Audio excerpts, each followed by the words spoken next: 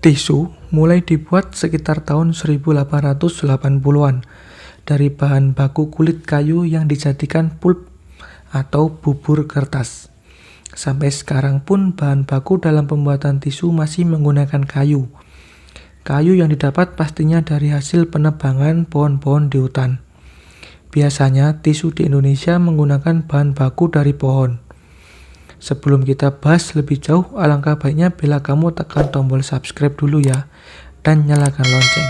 Lanjut. Toilet paper atau tisu WC yang telah digunakan di Cina sejak abad ke-14 dan dibuat dalam ukuran 2x3 inci.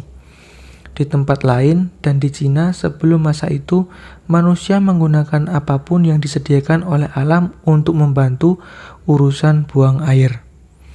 Daun, kulit kerang, dan kulit jagung telah menjadi pilihan yang lazim. Orang Romawi menggunakan spons yang dipasang pada ujung sebuah tongkat dan direndam di air garam. Dan di beberapa kebudayaan, tangan kiri memiliki tugas membersihkan daerah pembuangan.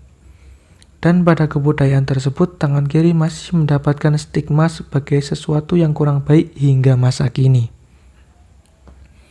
Hingga akhir abad ke-19, orang Amerika memilih menggunakan bahan bacaan yang sudah akan dibuang. Tidak jelas juga apakah ini menjadi alasan kenapa hingga kini orang Amerika sering membawa bahan bacaan ke toilet. Atau mereka sekedar mengharapkan mendapat pencerahan saat membaca di toilet. Ada-ada saja. Kertas tisu toilet dengan bentuknya sekarang pertama kali muncul pada tahun 1857. Dibuat oleh Joseph Gateway. Pada tahun 1879, Scott Paper Company didirikan oleh kakak beradik Edward dan Clarence Scott. Mereka menjual tisu WC dalam gulungan tanpa perforasi.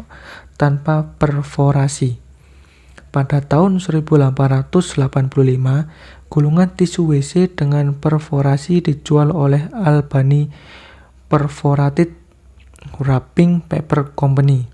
Virtual Toilet Paper Museum melaporkan bahwa kehabisan stok tisu WC pertama kali di Amerika Serikat pada tahun 1973. Penggunaan tisu dan masalah lingkungan. Sadarkah kita bahwa penggunaan tisu yang berlebihan ikut mendukung kerusakan hutan? Misalnya, dalam satu pak terdapat 20 lembar tisu dan ternyata dari satu pohon berumur 6 tahun, yang bisa menghasilkan 2 pak tisu saja, atau 40 lembar. Sementara satu pohon itu bisa menghasilkan oksigen untuk menghidupi 3 orang. Bayangkan berapa jumlah orang di sekitar Anda yang menggunakan tisu setiap harinya. Pasti sangat banyak. Sampai saat ini pun Indonesia sudah kehilangan sekitar 72% hutan aslinya. Dan semakin hari kerusakan hutan masih tetap berlanjut.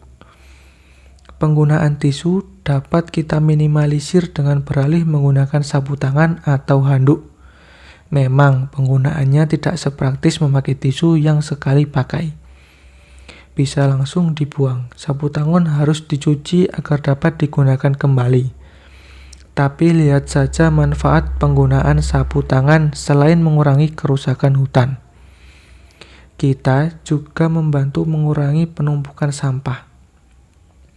Jika dilihat dari segi produksinya, menghemat penggunaan tisu dapat mengurangi pemborosan energi dan air saat proses produksi.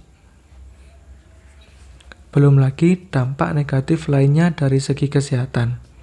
Contoh, kita kerap menggunakan tisu untuk mengambil atau membungkus makanan, misalnya gorengan, untuk menghindari tangan kotor atau menyerap minyak yang berlebihan pada makanan tersebut.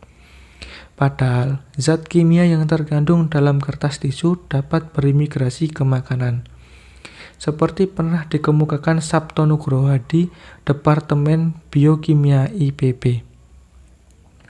Zat yang disebut pemutih, klor, memang ditambahkan dalam proses pembuatan kertas tisu agar terlihat lebih putih dan bersih. Zat ini bersifat karsinogenik atau pemicu kanker.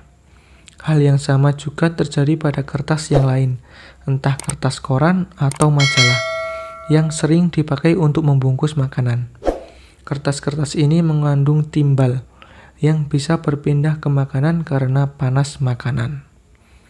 Timbal yang masuk ke tubuh akan meracuni tubuh yang menyebabkan beragam gangguan, dari kondisi pucat sampai lumpuh.